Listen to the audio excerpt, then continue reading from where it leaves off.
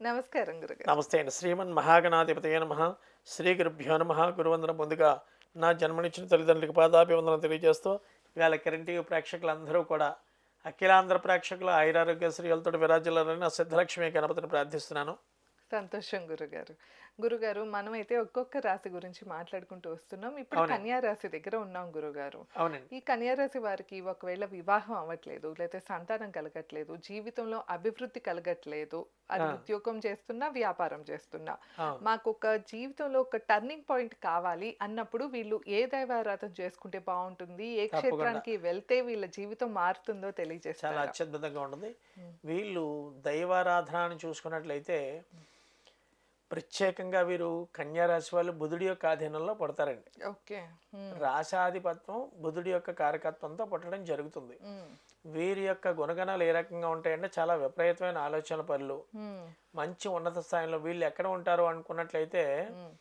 వీళ్ళు వారాహి అనే దేవతను చేయడం వల్ల చాలా మంచిది. ఎందుకంటే ఓకే. సైన్యాధికారంలో మంత్రిని కింద ఉంటారు వీళ్ళు. హ్మ్. ఏంటంటే ఒక మినిస్టర్ దగ్గర కానీ, ఒక ఎమ్మెల్యే దగ్గర కానీ, పిఎస్ కింద ఉండడం కానీ, ఐడియాస్ ఇవ్వడం కానీ, ఓకే. థాట్స్ కానీ, సలహాలు కానీ. ఏంటి గురుగారంటే ఇక్కడ హ్మ్. ఉత్తరా నక్షత్రం 2, 3, 4 పాదములు, హస్త నక్షత్రం నక్షత్రం వాళ్ళు మరియు చిత్తా నక్షత్రం 1, 2 పాదంలో జన్మించిన వారు హ్మ్. ఈ యొక్క కన్యా రాశిలోకి జన్మిస్తారు. ఈ పేరు బలాన్ని కూడా ప్రభాకర్ అని పేరు మీద, ప్రసాద్ అని పేరు మీద, అంటే పురుషోత్తం అని పేరు మీద, పాపి, పేపో, ఆ! ఓకే. అవైతే ప్రణీత్ అని కన్యా పేరు మీద, రాశి కింద చూసుకోవచ్చు. పుష్ప అని లేడీస్ పేరు మీద, ప్రవల్లిక అన్న పేరు మీద. హ్మ్. ఈ ఓకే. యొక్క ఎవరైతే ఆడవాళ్ళు మగవాళ్ళు పా మీద ఉన్నారో వీరు కన్యా రాశి. ఉదాహరణకు మాకు తెలీదు డేట్ ఆఫ్ బర్త్ టైము, హ్మ్. లేకపోతే ఎప్పుడు పుట్టామో తెలియదు అనుకున్న వాళ్ళు కొంతమంది పా అనే అక్షరంతో ఉంటారు. అది చెప్పాను అవును. కదా మీకు. హ్మ్. పుష్ప, ప్రవల్లిక, ప్రణవి, హ్మ్. హ్మ్. ప్రదోషు, ఇలా రకరకాల ప్రభాకర్ అని పేరు మీద. ఇలా వీళ్ళకి ఏంటంటే వ్యయంలో యొక్క రాహుకేతువులు హ్మ్. సప్తమంలోను వ్యయంలోనూ ఉండడం కారణంగా కొంచెం నలుగుడు ఎక్కువగా ఉంటుంది. 2026, 2027 కూడా ఈ కన్యా రాశి వారికి.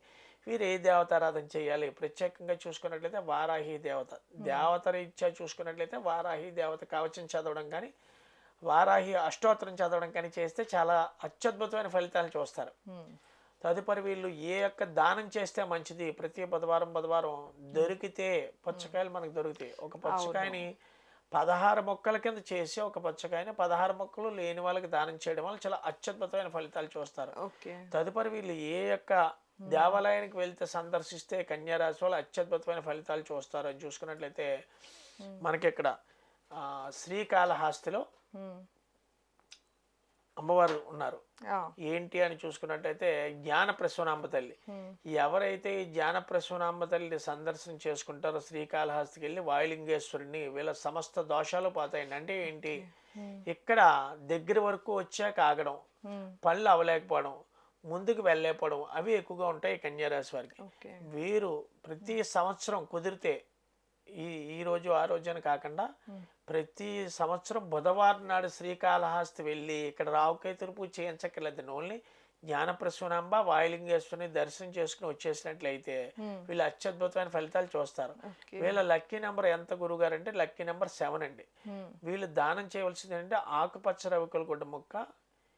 ప్రతి బుధవారం నాడు ఒక బుధవారం సంవత్సరంలో వచ్చే ఒక బుధవారం నాడు హ్మ్. కరెక్ట్గా 8 రవికల గుడ్డ మొక్కలు ఓకే. సుమంగలి అంటే మన హ్మ్. మొత్తైదుకి 8 రవికల ఇవ్వాలి. కోట మొక్కలు దానంగా ఇస్తే చాలా అత్యద్భుతమైన ఫలితాలు చూస్తారు. ఇది మగవాళ్ళైనా, ఆడవాళ్ళైనా ఎవరైనా ఎవరైనా చేయొచ్చు. దానం చేయొచ్చు. అన్నది ఎవరైనా చేయొచ్చు. ఇక పోయినట్లయితే వీరు హ్మ్. దేవాలయ సందర్శన మాత్రం కాళహస్తిలో చేసి, హ్మ్. ఇంకా డేట్ ఆఫ్ బర్త్, టైము. అంటే ఏదైనా మంత్రం ఉంటే ఇప్పుడు కాళహస్తి వెళ్ళమన్నారు కదా గురుగారు. అవునండి. అక్కడికి వెళ్ళినాక ఏం చేయాలంటారు? అంటే ఏమైనా మంత్రం చెప్తారా? ఏం ఏ చేయాలి? అక్కర్లేదు. ఓం బుధాయ నమః అనుకోవడమే. ఓకే. హ్మ్. బుధగ్రహాయ నమః. లేదా కొంతమందికి మళ్ళీ మళ్ళీ చెప్తున్నాను. వీడియో మరిసార్లు హ్మ్. విన్నట్లయితే చాలా అత్యద్భుతంగా ఉంటుంది. మంత్రం అనుకున్నట్లయితే అండి ఒక శ్లోకం చెప్పడం జరిగింది హ్మ్.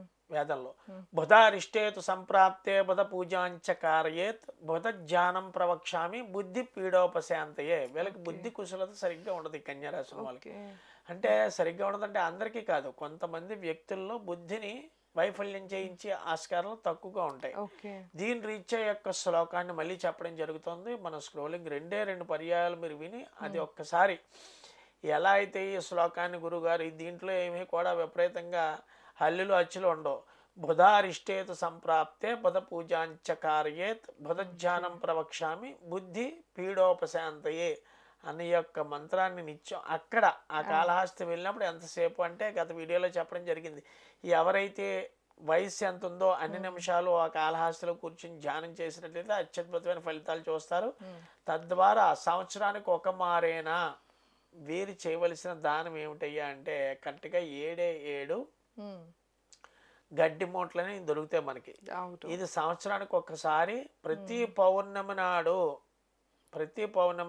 సంవత్సరానికి ఒకసారి వచ్చి పౌర్ణమి నాడు 7 కట్టలు, అది ఏ కట్టలైనా చిన్న కట్టైనా పెద్ద కట్టైనా 7 కట్టలు ఆవుకు దానంగా గడ్డి వీళ్ళు దానం చేసినట్లయితే అత్యద్భుతమైన ఫలితాలు చూస్తారు. ఏమిటి అని చూసుకున్నట్లయితే మీరు చివరి వరకు వచ్చాక పనులు ఆగడం ఇవి ఎక్కువగా ఉంటూ ఉంటాయండి. అది కాకుండా మీరు గ్రహారాధన కూడా చెప్పడం జరిగింది. ఏమిటి అంటే మనకి చెరుకు రసం ఉంటుందండి. వీరు ప్రతి బుధవారం బుధగ్రహానికి వెళ్ళి లేదా మన శ్రీ మహావిష్ణువు గుడికి వెళ్ళి విష్ణు గుడిలో అభిషేకం చేయరు గమ్ముని ఈ యొక్క గ్రహారాధనలో ప్రతి బుధవారం వెళ్ళి కరెక్ట్గా 7 బుధవారాలు చెరుకు రసంతో ఎవరైతే బుధుడికి అభిషేకం చేయిస్తారో వాళ్ళు అత్యద్భుతమైన ఫలితం చూస్తారు. ఈ కన్యారాశిలో ఉన్నవారు వీళ్ళు లక్కీ నెంబర్ చెప్పడం జరిగింది 7 అని. వీరు ఇంకా సమస్యలతో సతమతం అవుతున్నట్లయితే డేట్ ఆఫ్ బర్త్ టైము పంపించినట్లయితే వాట్సాప్లో ఈ యొక్క దేవతారాధన చేస్తే వీరికి అత్యద్భుతమైన ఫలితాలు ఏర్పడతాయి అని చూసుకున్నట్లయితే వారాహి హోమం చేయడం జరుగుతుంది. ఎప్పుడు చేస్తాము అంటే పాడ్యం వెళ్ళిన నవమి నాడండి. ప్రతి నెల కూడా పాడ్యం వెళ్ళిన నవమి నాడు వారాహి హోమం నా పీఠం దగ్గర జరగడం జరుగుతుంది. ఈ నవమి నాడు ప్రత్యేకంగా పెట్టడం ఏంటంటే నవమి తిథి చాలా ఇష్టమైన తిథి ఈ వారాహి దేవతకి. అందుకని పాడ్యం వెళ్ళిన అమావాస్య వెళ్ళిన నవమి నాడు ప్రతి ఒక్క నవమి నాడు హోమం జరగడం జరుగుతుంది. దీనికి ఎవరు అర్హులు? ఈ కన్యా రాశిలో జన్మించిన వారు ఎవరు ఉంటారో వాళ్ళు చేయించుకుంటే అత్యద్భుతమైన ఫలితాలు చూస్తారు. అదే కాకుండా మాకు నామ నక్షత్రమే ఉంది, పేరు బలాన్ని నక్షత్రం ఏంటో తెలియదు గురుగారు అనుకున్న వాళ్ళు ఇందాక చెప్పడం జరుగుతుంది. పా అనే అక్షరంతో కానీ, పే అనే అక్షరంతో కానీ, పి అనే అక్షరంతో కానీ, పో అనే అక్షరంతో కానీ ఎవరైతే నామకరణం పెట్టుకుంటారో వాళ్ళు కూడా చేయిస్తే 100కి 100% రిజల్ట్ వస్తుంది. తప్పకుండా గురుగారు. సో విన్నారు కదా, అంటే గురుగారు క్షేత్రం గురించి తెలియజేశారు. అలాగే ముఖ్యంగా ఎవరైనా దూరంగా ఉన్నారు, మేము రాలేము అనుకున్న వాళ్ళకైతే ఆన్లైన్లో గురుగారు చెప్పినట్లు ఒకసారి మీ డేట్ ఆఫ్ బర్త్ అన్ని డీటెయిల్స్ కనుక పంపిస్తే ఒకసారి చూసి దానికి తగ్గట్టు పరిహారం తెలియజేస్తారు. అలాగే హోమాలు కూడా చేయిస్తూ ఉంటారు. మీరు కనుక ఎవరైనా హోమం చేయించుకోవాలి అన్నా లేకపోతే మీ పర్సనల్ చార్ట్ చూపించుకోవాలి అన్నా స్క్రీన్ పైన స్క్రోల్ అయ్యే నెంబర్కి తప్పకుండా కాంటాక్ట్ అవ్వచ్చు. ధన్యవాదాలు. నమస్కారం. నమస్తే.